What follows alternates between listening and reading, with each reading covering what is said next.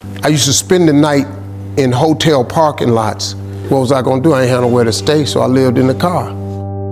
I had $35, and I was crying so hard, I'm gonna quit anyway. So I got in my car, I went to a payphone, and I punched in the code, and it said, doop. He said, hey Steve, this is Chuck Sutton with Showtime at the Apollo.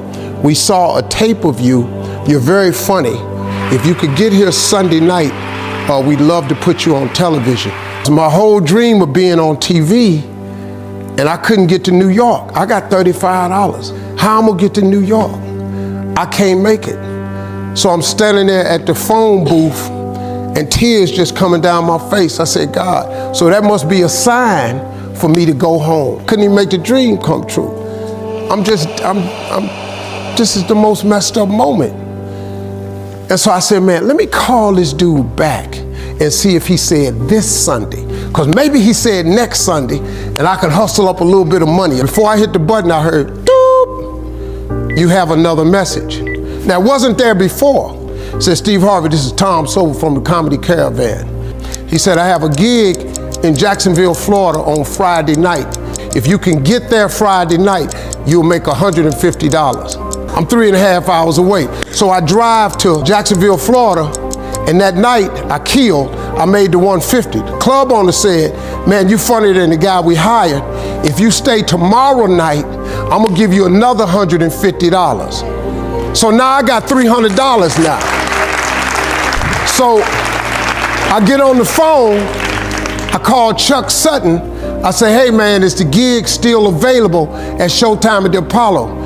He said, well, we got one opening left. I said, I'll be there. So I called Eastern Airlines. They had a special for $99 going from Jacksonville, Florida to New York round trip. So I parked my car at the airport. I got it.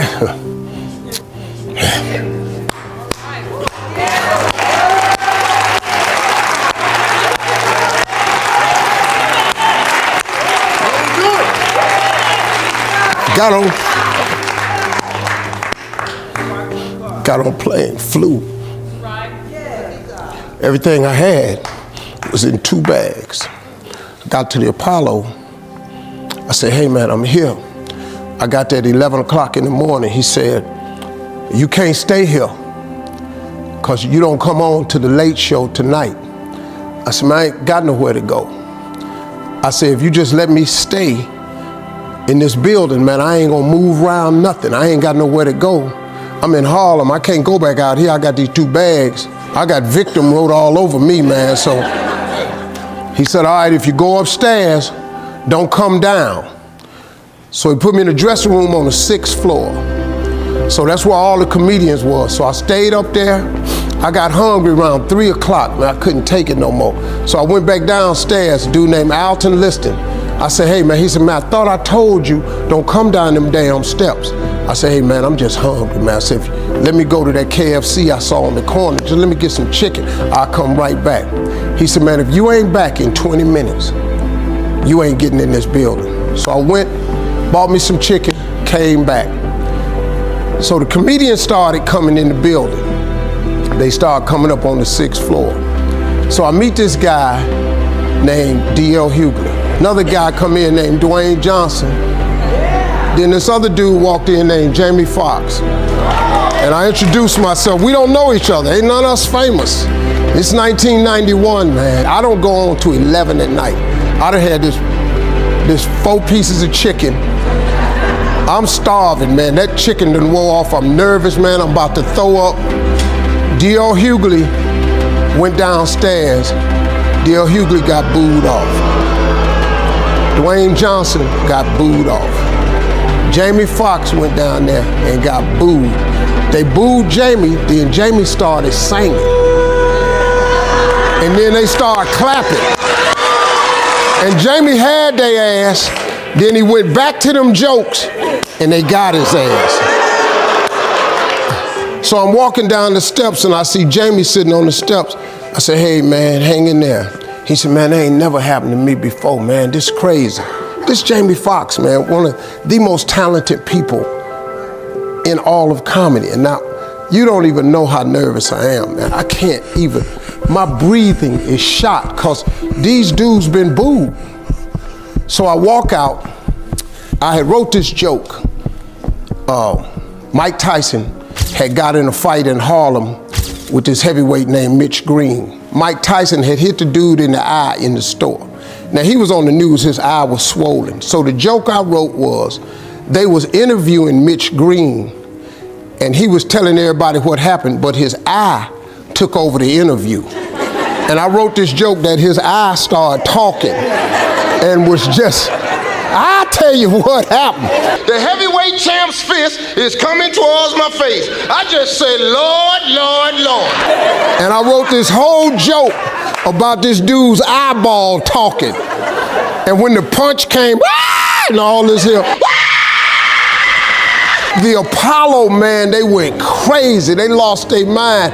I got a standing ovation, man. I walked off stage, man, just started crying.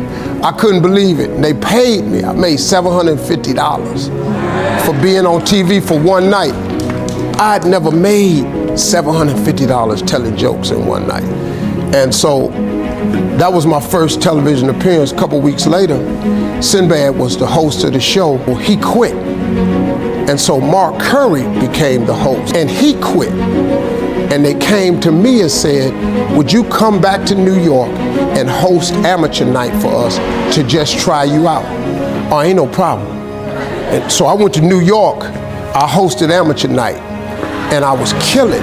And I created a bond with that audience. And that's how I got on TV. It was my very first TV show. I hosted Showtime at the Apollo. I ended up being the longest running host in the history of Showtime. I did that show for 8 years. Nobody ever did it for 8 years. And that was my turn back moment. See, in your life, everybody has a turn back moment. You have a moment where you can go forward or you can give up. But the thing you have to keep in mind before you give up is that if you give up, the guarantee is it will never happen. That's the guarantee of quitting, that it will never happen, no way under the sun. The only way the possibility remains that it can happen is if you never give up, no matter what. That's what happened to me. That was my moment of never giving up. That's when I first learned that faith was everything, that you have to remain faithful.